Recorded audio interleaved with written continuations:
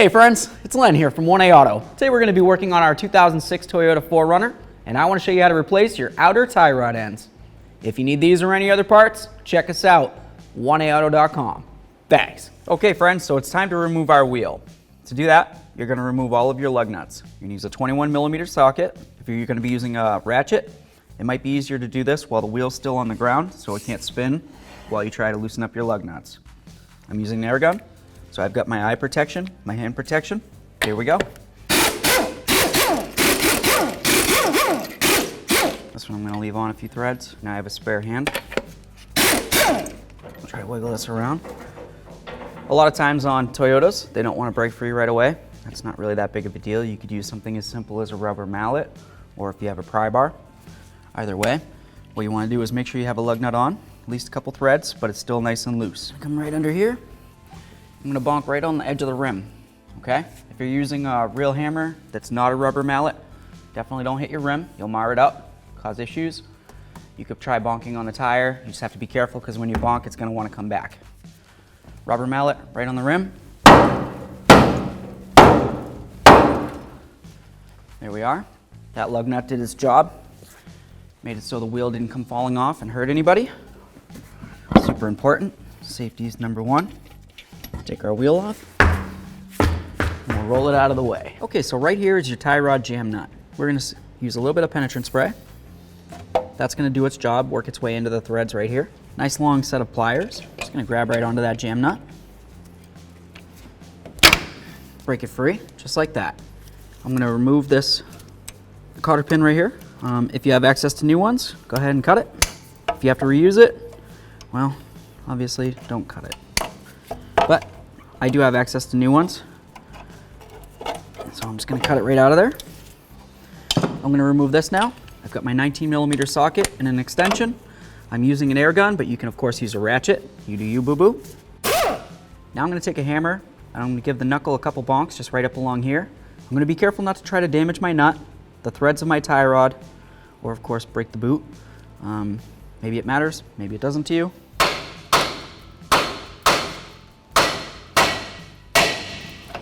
That broke free. The reason for putting that out on there like that is just so when it did break free, it didn't come falling down, potentially hurt me, break anything. Super important. Now we're going to take our tie rod and we're going to count how many times we come all the way around to the straight up position. And you're also going to take note that when you took the tie rod out, the stud was going up through the knuckle, not down. Ready? 1, 2, and so on. 3, 15.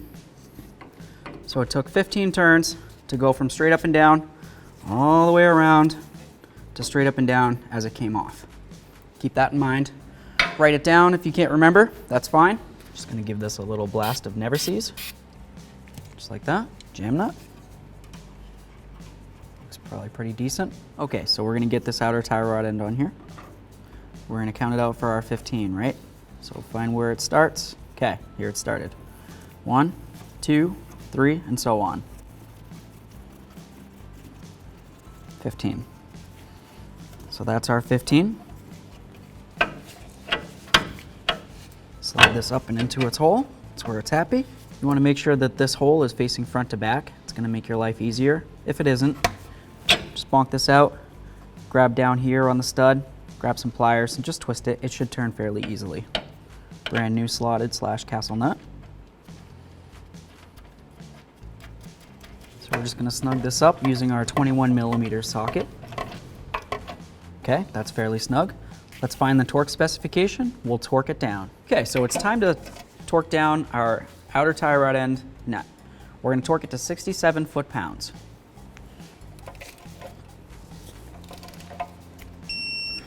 Just check it one more time.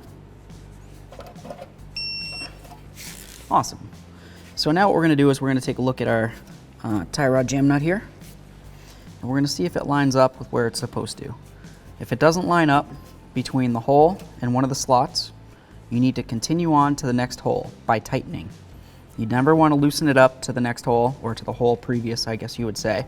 You want to continue tightening until you get to the next hole. All right, so let's get one of these slots lined up with the hole. Got my 21 socket. It's pretty close. Perfect. I'm going to install the cotter pin straight through just like this. I'm going to use my cutters. You can use pliers or whatever you want. You can probably even use your fingers for these things. You just kind of bend them so that the ears come up and over the top. Some people like to go from one side to the other side. You can do whatever you want, as long as the ears that come out the other end are bent to the point that the cotter pin cannot come out. The cotter pin is what locks this nut in. If the cotter pin for some reason came out, the nut came loose, your tie rod end falls down, your wheel can do whatever it wants to do. So we'll prevent that. That looks good. We're going to go ahead and snug up this jam nut real quick. That feels good. Just grab the tie rod, move that around a little bit. Maybe.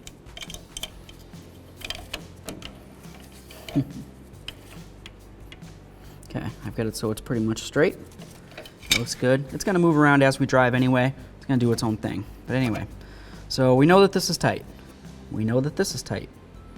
Let's move along. Now we're going to grab our wheel. These wheels can be heavy, and I don't want you to hurt yourself. So instead of grabbing your wheel like this and trying to lift with your back and potentially hurting yourself, I'll show you a little secret. You take your leg, assuming you're not worried about your pants getting a little dirty.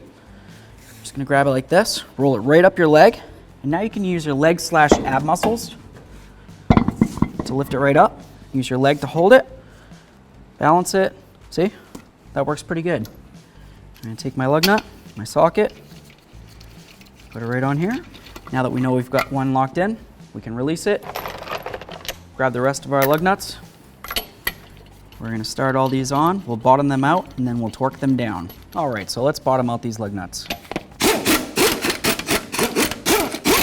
Perfect. We'll get this down on the ground, and we'll torque them down to manufacturer's specifications. Okay, friends, let's get our torque down. We've got our 21mm socket. We've got our torque wrench set to 83 foot-pounds.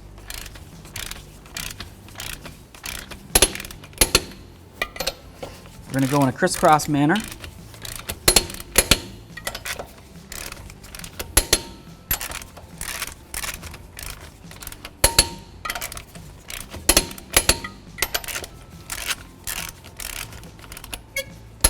Okay, I'm just going to go around one more time. It's a small price to pay for safety.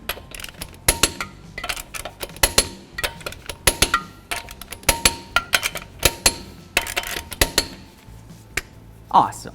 Thanks for watching. Visit 1aauto.com for quality auto parts shipped to your door, the place for DIY auto repair. And if you enjoyed this video, please click the subscribe button.